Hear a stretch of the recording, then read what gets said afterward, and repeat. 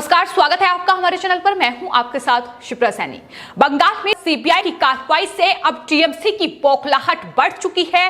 TMC ने बदले की भावना से सीबीआई के खिलाफ केस दर्ज कराया है। नारदा स्टिंग केस में टीएमसी के नेताओं पर सीबीआई के एक्शन के बाद बंगाल सरकार के 2 मंत्री, एक विधायक और एक मेयर की गिरफ्तारी को अवैध बताते हुए तृणमूल कांग्रेस ने सीबीआई के खिलाफ यह केस दर्ज कराया है। तृणमूल कांग्रेस की महिला इकाई की अध्यक्ष और वरिष्ठ मंत्री चंद्रिमा भट्टाचार्य ने सीबीआई अधिकारियों के खिलाफ महानगर के गरियाघाट थाने में एफआईआर दर्ज कराई है और पुलिस ने जानकारी देते हुए बताया है कि तृणमूल कांग्रेस की महिला इकाई की अध्यक्ष ने जो शिकायत दर्ज कराई है उसमें आईपीसी की धारा 34, 66, 166 ए और आपदा प्रबंधन अधिनियम की धारा 188 के तहत ये एफआईआर दर्ज कराई गई है। चंद्रिमा ने पुलिस से मंत्रियों की अवैध गिरफ्तारी करने वाली सीबीआई अधिकारियों पर कार्रवाई करने की मांग की है। तो ये पूरा मामला है।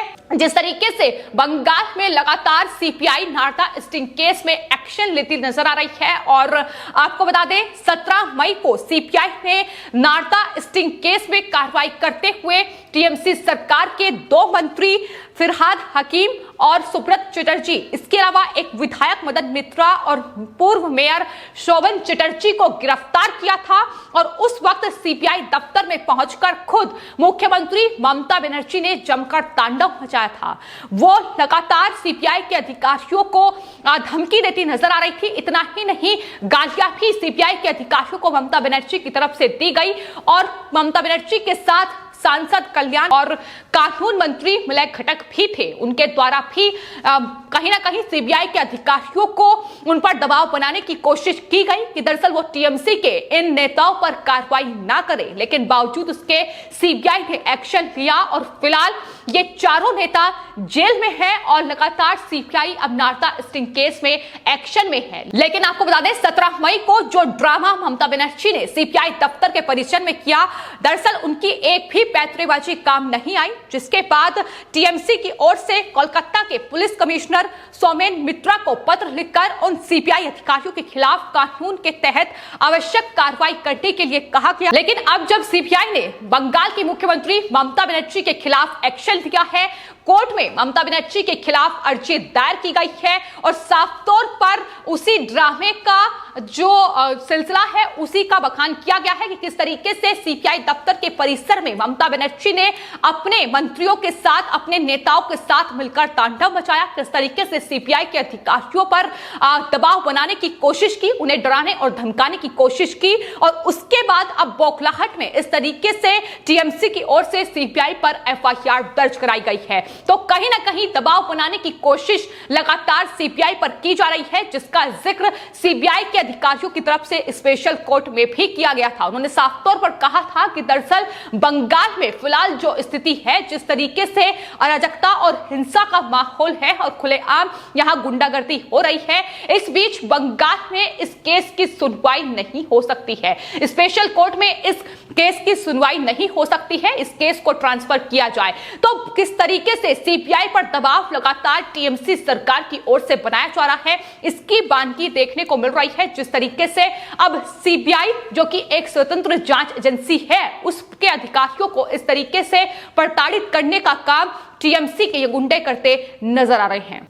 तो फिलहाल जिस तरीके से टीएमसी के नेता की इस शिकायत पर बंगाल की पुलिस ने एक्शन लिया है और इस शिकायत के आधार पर एफआईआर दर्ज की गई है, उसके बाद कई सवाल उठ रहे हैं। सवाल यह है कि इस मामले में टीएमसी के इस पत्र पर बंगाल की पुलिस ने तुरंत एक्शन ले लिया, लेकिन अगर वो इसी तरीके से बंगाल हिंसा के पीड़ितों की गुहार भी सुन लेते तो शायद आज बंगाल में यह स्थिति देखने को ना मिलती। शायद इस तरीके की तस्वीरें बंगाल से निकलकर सामने नहीं आती, क्योंकि जाहिर तौर पर इस पूरी हिंसा में, इस पूरे तांडव में बंगाल की पुलिस भी जिस तरीके से मूक दर्शक बनकर पूरा तमाशा देखती रही, अब वो भी लगातार सवालों के घेरे में है। जिस तरीके से सत्ता के संरक्षण में सिर्फ और सिर्फ टीएमसी के इन गुंडों को संरक्षण देने का काम ममता बनर्जी की पुलिस कर रही है, उस पर लगातार सवाल उठ रहे हैं और टीएमसी की ये गुंडागर्दी लगातार पश्चिम बंगाल में जारी है।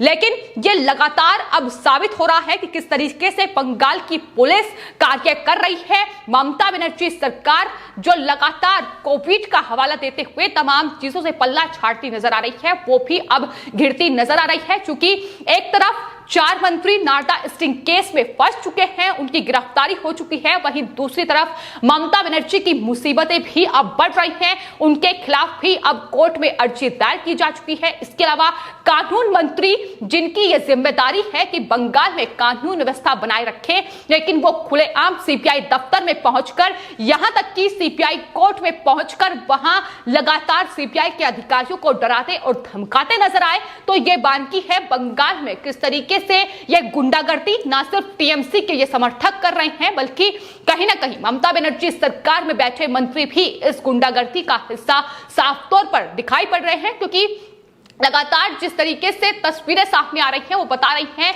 कि किस तरीके से केंद्रीय सुरक्षा बल से लेकर केंद्रीय जांच एजेंसी को भी नहीं बख्शा जा रहा है। तो आपको बता दें, अब बदले की भावना से ये कार्रवाई की जा रही है, सीबीआई पर ये केस दर्ज किया गया है और चंद्रिमा जिन्होंने ये शिकायत पुलिस कमिश्नर को दी है, आपको बता दें उसमें उन्होंने कई गंभीर आरोप सीबीआई पर लगाए हैं। हालांकि इससे पहले ममता बनर्जी भी सीबीआई पर सवाल खड़ा कर चुकी हैं। उन्होंने कहा है कि जांच एजेंसी अपना स्वतंत्र चरित्र छोड़कर केंद्र की ओर से काम कर रही है। राज्यपाल पर सवाल उठाते हुए, राज्यपाल को घेरते हुए कहा गया है कि दरअसल उनके निर्देश पर गिरफ्तार किया गया है। यानी जो ममता बनर्जी की सच्चाई को बताएगा, जो बंगाल की असल स्थिति को बताएगा, इस तरीके से वो उन्हें घेरती नजर आएंगी। राज्यपाल पर लगातार वो राज्यपाल को हटाने की मांग कर रही है। तो यह शर्मनाक स्थिति पश्चिम बंगाल में बनी हुई है और यह शर्मनाक हरकत पश्चिम बंगाल में ममता बनर्जी की जारी है, जब वो सीबीआई जैसी जांच एजेंसी को भी बख्शती नजर नहीं आ रही है। जाहिर तौर पर अब नारदा स्टिंग केस में जिस तरीके से कार्रवाई आगे बढ़ रही है और लगातार जांच जारी है, उसमें टीएमसी के नेता लगातार शिकंजे में आते जा रहे हैं। फिलहाल 4 नेता गिरफ्त में हैं, लेकिन उसके बाद भी जो पूछताछ का सिलसिला है वो टीएमसी के नेताओं से आगे भी बढ़ सकता है और यही वजह है कि किस तरीके से सीबीआई की इस जांच में अवरोध पैदा किया जाए, इसकी कोशिश में ही ममता बनर्जी जुटी हुई है। और इस तरीके से केंद्र सरकार, राज्यपाल और साथ ही अब केंद्रीय जांच एजेंसी को घेरने की कोशिश ममता बनर्जी कर रही है कि ममता बनर्जी ये जानती हैं कि उनकी मुश्किलें आने वाले वक्त में बढ़ेंगी। जिस तरीके से कोलकाता हाई कोर्ट में ये मामला पहुंच चुका है, वहां सुनवाई लगातार जारी है और कड़ी फटकार ममता बनर्जी को लगाई जा रही है। आखिर किस तरीके से इन तमाम चीजों से बचा जा सके, इसका रास्ता खोजते ही अब ममता बनर्जी नजर आ रही है। लेकिन फिलहाल जो बंगाल की असल तस्वीर है वो ममता बनर्जी किसी से छिपा नहीं सकती है, क्योंकि इसकी बानगी साफ तौर पर देखने को मिल रही है कि किस तरीके से गुंडागर्दी टीएमसी की और तानाशाही शासन पश्चिम बंगाल में चल रहा है। अब सीबीआई पर केस दर्ज कराकर आखिर ममता बनर्जी ये कौन सा नया पैतरा अपना रही है, इसका खुलासा आने वाले वक्त में जरूर होगा। लेकिन फिलहाल साफ तौर पर उनकी इस शिकायत पर यह पता चलता है कि किस तरीके से बौखलाहट फिलहाल टीएमसी की बढ़ चुकी है, क्योंकि उनके मंत्री और नेता इस पूरे मामले में हर रोज फंसते नजर आ रहे हैं। तो इस पूरी शिकायत में कई बड़े आरोप केंद्र सरकार पर लगाए गए हैं। प्रधानमंत्री नरेंद्र मोदी से लेकर गृह मंत्री अमित शाह तक को घेरने की कोशिश अब टीएमसी कर रही है और आरोप ये लगाए जा रहे हैं कि दरअसल टीएमसी के नेताओं की छवि खराब करने के लिए इस तरीके से सीबीआई ये एक्शन ले रही है। लेकिन नारदा स्टिंग केस में वो वीडियो टेप सामने आने के बाद साफ तौर पर यह दिखाई दे रहा है कि किस तरीके से टीएमसी के नेता घूस लेते नजर आ रहे हैं। लेकिन फिलहाल टीएमसी बचने के रास्ते खोज रही है और यही वजह है कि इस शिकायत में तमाम पैतरे अपनाए गए हैं। यह भी कहा गया है कि दरअसल जिस तरीके से गिरफ्तारी हुई है उसको लेकर विधानसभा अध्यक्ष से इजाजत लेनी चाहिए थी, उनसे परमिशन लेनी चाहिए थी। आखिर राज्यपाल परमिशन देने वाले कौन होते हैं? तो संवैधानिक पद पर, सबसे ऊंचे पद पर राज्यपाल बैठे हुए हैं, हेड ऑफ स्टेट हैं, लेकिन बावजूद उसके किस तरीके से उनका अपमान, उनका निरादर हो रहा है, इसको लेकर भी राज्यपाल खुद अपना दर्द बयां कर चुके हैं। उनका साफ तौर पर कहना है कि जिस तरीके से लोकतंत्र का विनाश कोलकाता में हो चुका है, पश्चिम बंगाल में हो चुका है और कानून व्यवस्था तार-तार होती नजर आ रही है, उसको लेकर उन बेहद चिंताजनक स्थिति जो है वो बंगाल के भीतर बनी हुई है, जिसे बदलना बेहद जरूरी है।